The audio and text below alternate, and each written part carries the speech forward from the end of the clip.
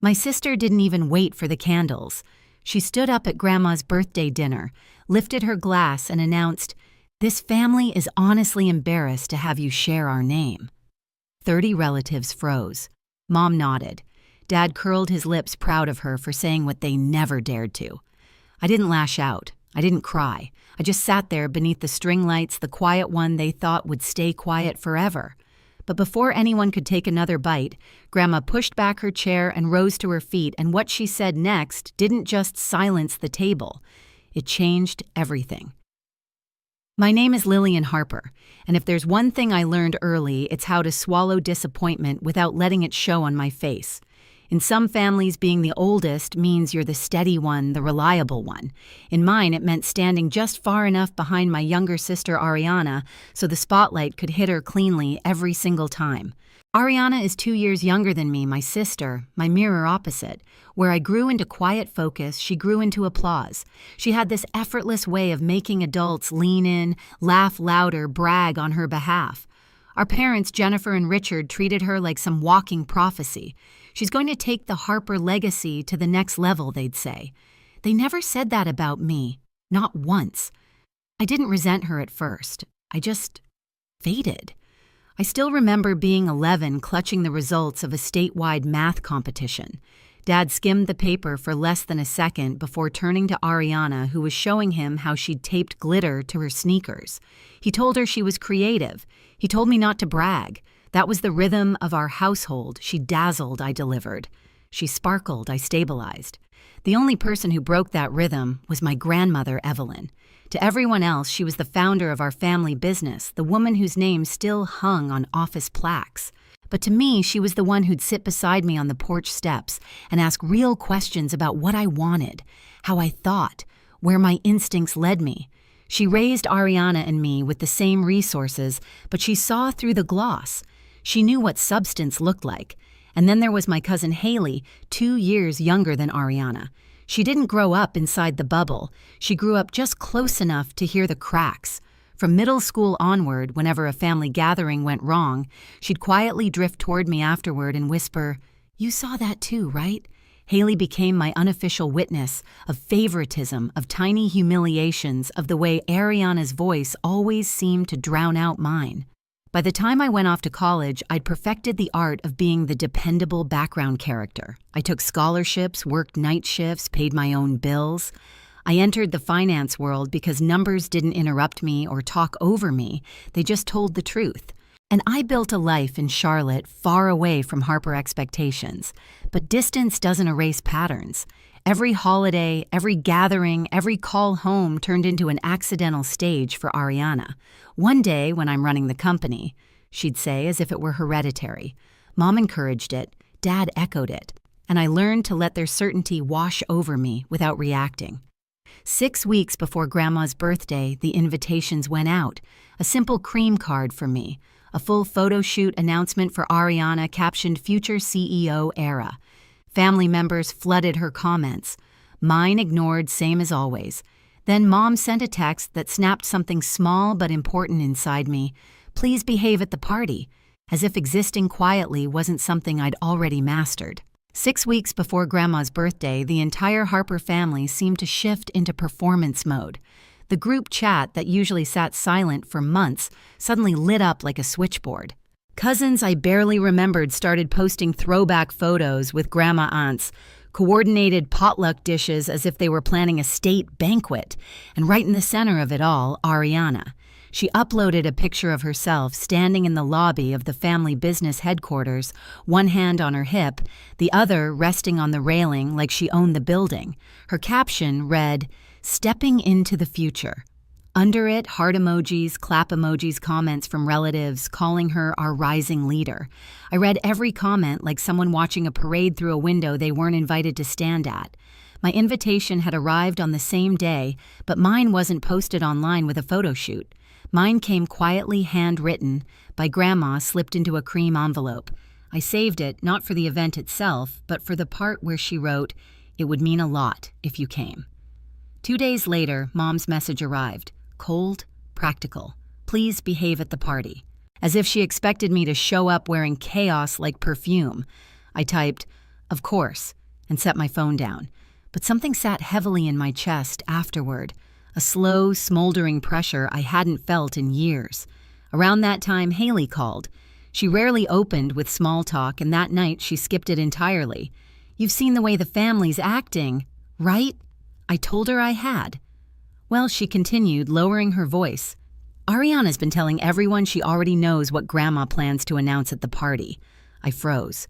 "What announcement?" "That's the thing Haley said. She's acting like she's already been crowned. She's picking out new office decor. She's even saying Grandma hinted at handing her control soon." Ariana had been rehearsing her Queen Bee era for years, but hearing it escalate like this hit differently. "And there's more," Haley added. "I've been helping Grandma clear out some old paperwork." There were documents from her attorney, multiple visits in the last few weeks. "About the business?" I asked. Haley hesitated. "I can't say for sure. She didn't let me see the details. But Lillian, something is happening." Grandma had built everything from nothing. She was sharp, shrewd, and still fully capable of making decisions, but she was also guarded, especially where the business was concerned. Ariana assuming she already knew the outcome, that was a new level of entitlement. Still, it was Ariana. She lived in a permanent state of premature celebration. As the party approached, tension built inside me in small, invisible ways, the way relatives asked me if I was doing okay with a tone that suggested they already knew I wouldn't like what was coming. The way Dad mentioned offhandedly, "This birthday will be special," with a proud glance toward Ariana. The way Mom reminded me twice in the same week to look presentable. By the time the day finally arrived, something in my chest felt taut, like a string pulled so tight one more tug might snap it. And as I parked near Grandma's house that evening, watching Ariana pose for photos at the entrance, as if she were hosting the event, that string pulled just a little tighter. By the time I stepped into Grandma Evelyn's backyard that evening, the celebration had already taken on the flavor of a coronation. White lanterns floated above the tables. The smell of grilled vegetables and rosemary chicken drifted through the air. Laughter rose in waves, too loud, too bright, all circling around one person. Ariana, she floated from group to group, greeting relatives with air kisses, tossing her hair, just enough to catch the lights. Every time someone said future legacy or next in line, she beamed like she'd rehearsed the moment. Dad walked 2 steps behind her, proud and easy, while Mom adjusted Ariana's necklace like she was sending her out on stage. And me, I slipped quietly into a seat at the far end of the long table. I wasn't avoiding them. I was giving them exactly what they'd trained me to be: background noise. Dinner started with clinks of silverware and soft conversation, the kind that feels polite enough to hide the undercurrent beneath it. I answered questions if someone asked. If they didn't, I let myself fade. It was easier than fighting for a voice no one wanted to hear. When dessert arrived, Grandma's favorite lemon cake, someone dimmed the lights and relatives gathered around to sing. Ariana stood near the head of the table, positioning herself directly beside Grandma, as though she belonged there more than anyone else. The singing ended. The candles flickered. Grandma smiled in the gentle way she always did. And that's when it happened. Ariana lifted her glass. Her smile sharpened into something that glittered cold under the lights. "Before Grandma makes her big announcement tonight," she said, "I just want to say something to the family." My stomach tightened. She turned to me, eyes narrowing with that sweet, polished cruelty she'd perfected over the years. "This family," she said, voice steady and loud enough for every forks and knife to freeze, "is honestly embarrassed to have you share the Harper name." A soft, stunned silence rippled across the table. Mom nodded, not hesitantly, confidently, like she'd been waiting for someone to finally say it out loud. Dad curled his lips into that familiar expression he used whenever he agreed, but didn't want to speak the agreement himself. For a moment, the world narrowed to the clink of ice in nearby glasses, the smell of lemon frosting the burn behind my eyes. I lifted my wine more for something solid to hold than anything else. I didn't respond. I didn't flinch. I just sat there beneath the string lights, letting the humiliation settle into my chest, like a weight I'd carried my whole life. But something inside me shifted, quiet, small but powerful. Not anger, not sadness. Something steadier, resolve. Because in the seconds after Ariana's words echoed through the backyard, I noticed something no one else seemed to see. Grandma Evelyn, sitting in her wicker chair, had stopped smiling. Her hand rested beside her untouched glass. Her gaze was fixed on Ariana, not with pride, but with an expression I hadn't seen since childhood, a warning. And in that moment, for the first time all evening, I felt the string inside me loosen, not because I was breaking, but because someone else had finally reached their limit first. For a moment, no one moved. The backyard hung in a strange kind of silence, the kind where even the night insects seemed to pause waiting. The candles on Grandma's cake flickered against the soft breeze, and every pair of eyes at the table bounced between me and Ariana, hungry for whatever reaction they assumed I'd finally break into. But I didn't move. I didn't give them the scene they wanted. Instead, the first sound that cut through the air was the slow scrape of wood against stone. Grandma Evelyn pushed back her chair, not abruptly, not shakily, deliberately, like a judge rising to deliver a verdict. She smoothed the blanket across her lap, touched the pearl pendant at her throat, and only then looked toward Ariana. The tension snapped like a taut thread. Ariana blinked, confused for half a second, then flashed a smile, bright, eager, desperate to pretend she still controlled the moment. "Grandma," she said, stepping closer, "I wasn't finished yet. I just thought. Before your announcement." Grandma lifted one hand. Ariana's voice died. The entire table stilled. When Grandma spoke, her voice wasn't loud, but it carried in a way that settled over everyone, firm and unshakable. "Ariana," she said, "sit down." A chorus of startled glances darted across the table. Grandma had never used that tone with Ariana in her entire life. My sister laughed lightly, fake nervous. "Grandma, I was just—" "Sit," Grandma repeated down. The second command landed like a stone tossed into a still pond. A few cousins exchanged looks. Mom lowered her glass, Dad straightened in his seat, and Ariana, my polished, perfect sister, hesitated long enough for panic to flicker across her face. She sat. Grandma's eyes swept across the table until they found me. Something eased in her expression, then hardened again as she straightened her spine. "I've heard enough tonight," she said, "and more than enough over the last few years." Her gaze returned to Ariana. "And I will not allow cruelty to be passed off as confidence." Mom opened her mouth. "Mother, that's not what this is." Grandma cut her off with a sharp glance. "Jennifer, stop protecting what you refuse to correct." Mom froze, lips parted, stunned into silence. Dad looked like he wanted to shrink into his chair. Grandma's hand closed gently around the back of her chair, and she took in the entire table of relatives, her voice steady and cold. "Before this evening goes any further, I have something to say, and I expect every person here to hear it clearly." No one breathed. Even the caterers behind the tent stopped moving. Grandma cleared her throat, and with the same measured calm she used to walk into boardrooms decades ago, she delivered the sentence that detonated the entire night. "As of yesterday afternoon, the controlling interest of the Harper family business belongs to Lillian." The world seemed to tilt. My wine glass wobbled slightly in my hand. Someone at the far end of the table gasped. Another dropped a fork onto their plate with a sharp clatter.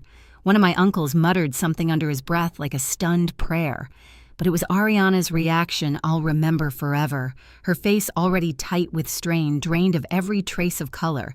She looked like the breath had been punched clean out of her. "What?" she whispered. Grandma didn't blink. "You heard me." Ariana shook her head fast, frantic. "No, that's not possible." "You told me I told you," Grandma interrupted. "That legacy is earned, not handed to the loudest child." Dad pushed back his chair abruptly. "Mother, be reasonable. Ariana has been performing. Grandma snapped. "And the two are not the same." Mom rose to her feet, face flushed with disbelief. "This can't be legal. You can't just—" "It is legal," Grandma said calmly. "The documents are signed, filed, final." She turned to the group. "The transfer is irrevocable." Every word landed like a hammer. Ariana gripped the edge of the table. No, this isn't what announcement were you even planning to make. That's what you wanted tonight to be. You said I planned. Grandma said to celebrate my 8 decades of life with the people I love. But then you created a moment of such profound humiliation for your sister that it made my decision clearer than ever." Ariana stared at her eyes, filling with fear, the first real fear I'd ever seen on her. "This isn't fair," she whispered. Fair Grandma repeated is not the word I'd use to describe how your sister has been treated for the last 30 years. Haley, sitting across from me, exhaled softly, one of those stunned, shaky exhales that say finally without speaking. Grandma wasn't finished. In addition to the business, she continued, the Raleigh house, the lake house, and the beach condo have also been transferred to Lillian. Mom's jaw dropped. Dad's knuckles turned white on the table edge. Ariana let out a sound halfway between a choke and a cry. You gave her everything, Ariana demanded, voice climbing in pitch. Everything. Grandma looked at her without sympathy. Everything you assumed would be yours because you were treated as untouchable. Ariana pushed to her feet. I worked for this family. I've put in years. Showing up to take photos is not the same as working. Grandma said, your cousin Haley has done more meaningful labor in a single internship than you have in your entire tenure. Haley's eyes widened. She hadn't expected to be called out either. Grandma continued, unwavering. And as of this week, your father and mother are removed from the advisory board. Mom's hand flew to her chest. Mother, Dad sputtered. You can't. I can, she said. And I have. Ariana sank back into her chair, shaking. For the first time, she looked small, really small. The relatives sat there in stunned silence, unsure where to look, unsure what side to take. Everything they'd believed about the Harper family hierarchy had just been crushed beneath Grandma's calm, decisive voice. Then Grandma turned toward me, and her voice softened in a way that made my throat ache. Lillian, she said, you are the only one who has ever valued what this family was built on: work integrity, discipline. You never demanded attention or assumed power. You earned it, quietly, consistently. I swallowed hard. She stepped closer, resting a hand on the back of my chair. You deserve the seat everyone else tried to deny you. Ariana let out a quiet, broken sob. Mom whispered, this will tear the family apart. No, Grandma said. Cruelty already did that. Tonight simply reveals it. She straightened again, the authority of decades settling back over her. The future of this family, she said, is no longer in the hands of entitlement. Ariana whispered my name like a plea. Lillian, you can't let this happen. Say something. Tell her she's wrong. I looked at her, really looked at her. For the first time, I didn't see the golden child or the impossible standard I'd been measured against. I saw the truth, an adult who had coasted on praise so long she believed she was owed the world. I'm not the one who created this moment, I said quietly. You did. Her face crumpled. Grandma nodded once firmly, and the weight of her decision settled over the entire backyard like a final verdict. That will be all, she said. Now let's finish the cake. But the party was already over. At least for Ariana it was. 6 months later, the dust didn't just settle, it rearranged everything. The Monday after the party, I walked into the headquarters with the same quiet confidence I'd carried my whole life, only now people actually saw it. The board welcomed me without hesitation. By the end of the week, Ariana's office was cleared out. By the end of the month, her name disappeared from internal reports altogether.